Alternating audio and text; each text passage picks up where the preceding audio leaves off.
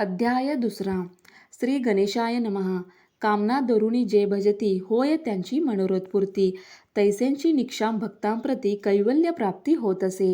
अक्कलकोट माझारी राचाप्पा मोदी यांच्या घरी बैसली समर्थांची स्वारी भक्त मंडळी वेष्टित.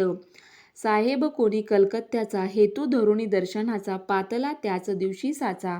आदर तयाचा केला की त्यास वे एक पारसी आला होता दर्शनासी.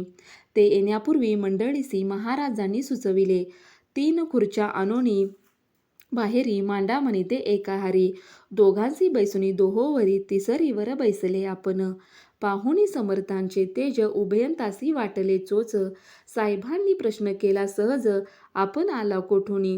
स्वामींनी हास्य मुख्य करून उत्तर दिले तया लागुनी. आम्ही कर्दळी वनातुनी प्रथर आंबे निघालो. मग पाहिले कलकत्ता शहर दुसरी नगरे देखली अपूर्व बांगलादेश समग्र. आम्ही असे पाहिला घेतले कालींचे दर्शन पहिले गंगा तटाक पावन. नाना तीर्थ हिंडून हरिद्वारा प्रति गेलो. पुढे पाहिले केदारेश्वर हिंडलो तिथे समग्र. 80 हजारो हजार नगरे आम्ही देखली. मग तेथुनी सहज गती पातलो गोदाटकाप्रती. जियेची महाप्रख्याती पुराणंते वर्णिली. केले गोदावरींचे स्थान स्थळी पाहिले परमपावन. काही दिवस फिरून हैदराबादेसी पातलो. येऊनी मंगळवेढ्यास बहुत दिवस केला वास. मग येऊनी पंढरपुरास स्वेच्छेने तेथे राहिलो. तदनंतर बेगमपूर पाहिले आम्ही सुंदर. रमुले आमचे अंतर काही दिवस राहिलो. तेथीन स्वेच्छेने केवळ मग पाहिले मोहोळ.